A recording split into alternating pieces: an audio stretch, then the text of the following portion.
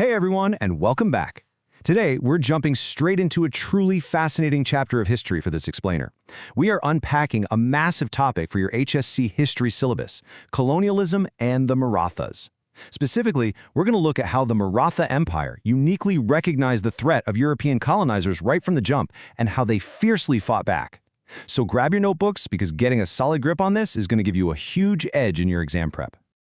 To make this super easy to digest and remember, we're breaking the history down into 5 clear parts: the anti-colonial policy, defining the Ferengis, their shifting diplomatic relations, those escalating treaties and tensions, and finally, Sambhaji Maharaj's continued resistance. Let's get right to it. Part 1. The anti-colonial policy. So, let's start with the big picture. How exactly did the Marathas view these foreigners arriving on their shores? Because, spoiler alert, they didn't just come with weighing skills to trade. They came with swords, and they were aiming right for the throne.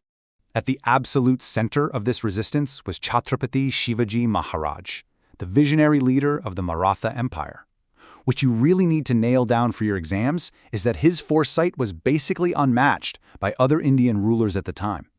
While others just saw European merchants as, a convenient source of trade and revenue, Chhatrapati Shivaji Maharaj saw right through them.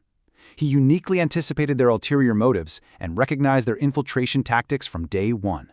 And we actually have crystal clear proof of this incredible foresight in the Adni Patre, which was a royal edict outlining Maratha policy.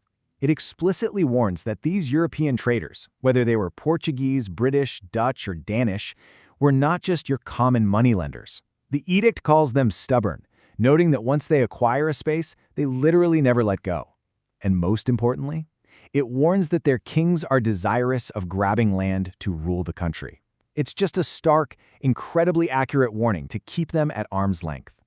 So, to stop these colonial advances in their tracks, he didn't just sit around and issue warnings.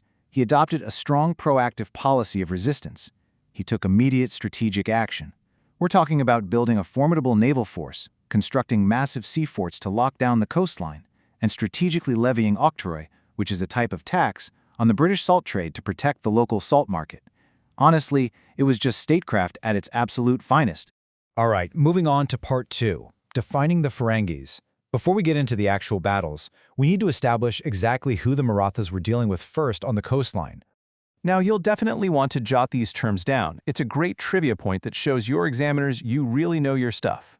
Local historical documents actually referred to the Portuguese as Ferengis. But here is the wild part. The word Fereng originally referred to an Indian sword that was made using Portuguese blades. Kind of ironic, right? Eventually, the term Ferengi just became a catch-all for all Europeans. Oh, and the coastal regions under Portuguese rule, like Goa and Visay, those were simply called Ferengian. Which brings us right to part 3, shifting diplomatic relations. The really crucial takeaway here is that these early interactions weren't just simple warfare. It was a highly complex game of diplomatic chess. The Portuguese were, frankly, incredibly hypocritical. They constantly shifted their policies just to suit whatever their immediate situation was. For example, early on they actually gave the Marathas technological help for shipbuilding, and even let Chhatrapati Shivaji Maharaj pass safely through their territory after the sack of Suat. But then, almost in the same breath, they'd turn right around and supply war provisions and ammunition to the cities and the Adil Shahi during their conflicts against the Marathas. They were totally playing both sides. Yet despite being a bitter enemy, the Maratha leader commanded just an immense amount of respect. Consider the Portuguese historian Cosme de Guarda, who actually wrote a biography of Chhatrapati Shivaji Maharaj. Even he had to admit that the king was impartial, punishing the wicked and rewarding the virtuous. Guarda noted he was loved for his valor and his humane conduct, writing that he was regarded throughout India as the greatest king, feared by his enemies, sure, but deeply loved as a ruler who cared for the welfare of his subjects. That is a massive compliment coming from a colonial rival.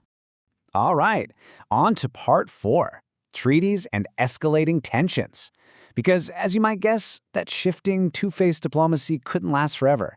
It eventually broke down, leading into a pretty intense timeline of clashes.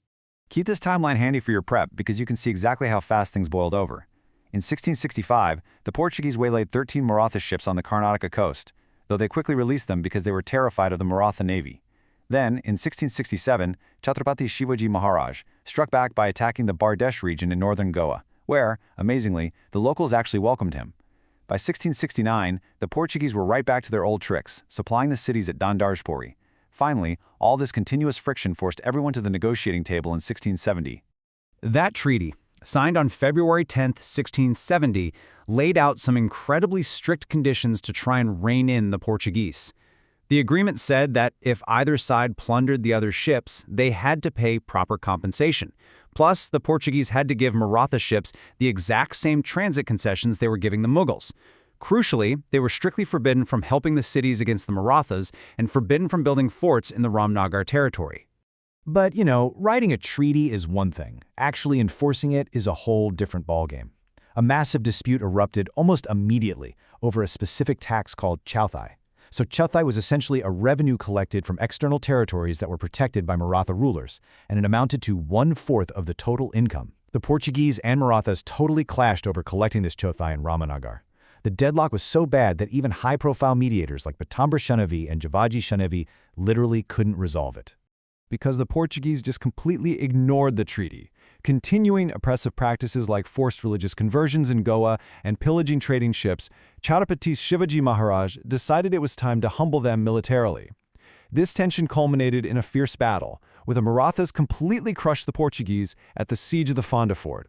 You can really sense the sheer panic and psychological pressure the Maratha administration put on the colonizers just by listening to what the Portuguese governor wrote after the king passed away in 1680.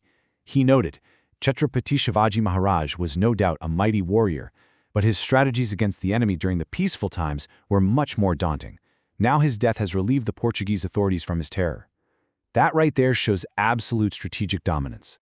And that takes us to our final section, Part 5, Sambhaji Maharaj continues resistance. Let's see how this fierce anti-colonial legacy was carried forward by the next generation. So, when Chhatrapati Sambhaji Maharaj took the throne, the entire geopolitical chessboard flipped. The Portuguese made a huge, very aggressive strategic move by allying themselves with the Mughal Emperor Aurangzeb against the Marathas. Chhatrapati Sambhaji Maharaj did not back down for a second. He immediately attacked Revdanda. The Portuguese countered by attacking the Fonda Fort. This kicked off a massive, multi-front military escalation that actually led the Maratha army to break through the siege and attack Goa directly. Which brings us to this absolutely cinematic moment in military history. During that attack on Goa, Yeshaji Kong, the chief of the Maratha infantry and a close associate of Chhatrapati Shivaji Maharaj, fought with such extreme valor that his ferocity actually injured the Portuguese governor and forced him to retreat. The Marathas had the Portuguese army completely trapped. They were literally on the verge of totally conquering Goa. The only reason the Portuguese survived was that sudden news arrived of a massive Mughal attack down in South Konkan, forcing Chhatrapati Sambhaji Maharaj to abandon the Goa campaign halfway to rush back and defend his territory.